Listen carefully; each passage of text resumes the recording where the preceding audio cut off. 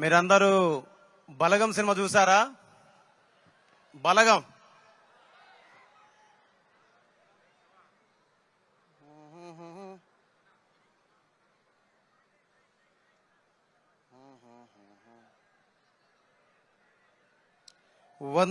ఇలాంటి పాటను కూడా నాతో చేయించినటువంటి ఎస్విసి బ్యానర్ కి, అలాగే అనిల్ సార్ కి, వెంకటేష్ సార్ కి మనస్ఫూర్తిగా థ్యాంక్స్ చెప్పుకుంటున్నాను.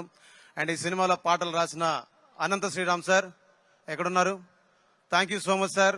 ఈ సినిమాలో మీరు పాట మాత్రమే రాయలేదు, ఈ సినిమాని మీరు భుజాల మీద ఎత్తుకొని తిరిగారు. నాకు తెలుసు మీరు ఎంత కష్టపడ్డారో. ఎన్నిసార్లు డైరెక్టర్ గారు పిలిస్తే మీరు వెళ్లి కూర్చొని రాసి తిరిగి స్టూడియోకి వచ్చి మీరు ఎన్నిసార్లు మాతో కూర్చొని పాటలు ఎన్నో మార్పులు చేశారు. అది నేను చూశాను. నేను చూసిన వాడిగా అలాంటి సహకారాన్ని అందించినందుకు ఫస్ట్ మీ తల్లిదండ్రులకి, మీ గురువులకి, మీకు నా మనస్ఫూర్తిగా నమస్కారాలు, ధన్యవాదాలు.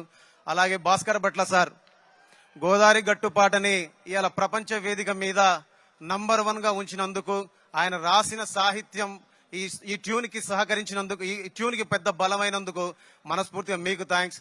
అలాగే వెంకటేష్ సార్ తోటి ఫస్ట్ టైం నేను పాడించాను, ఆయనంతటా ఆయన వచ్చి పాడారు. అదొక గొప్ప వరం.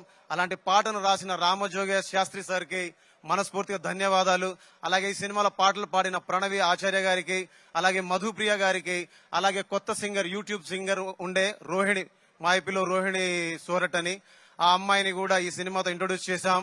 సో అందరికీ మీరందరూ మిలియన్ల కొద్ది వ్యూస్ ఇచ్చి మమ్మల్ని అందరినీ ఆశీర్వదించి ఈ రోజు మేమందరం ఇక్కడ ఉన్నామంటే, సినిమా ఇండస్ట్రీలో ఉన్నామంటే, రేపు రాబోయే రోజులు ఇంకా కొన్ని సినిమాలు చేయాలంటే మీరు మాకు ఊతం ఇచ్చారు, బలం ఇచ్చారు, ధైర్యాన్ని ఇచ్చారు.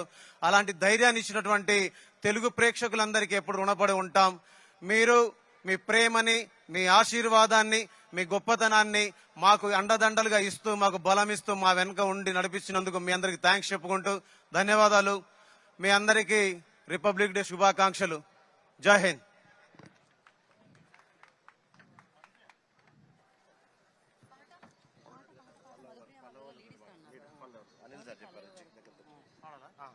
యా, థ్యాంక్ యూ భీమ్స్ గారు, థ్యాంక్ యూ సో మచ్.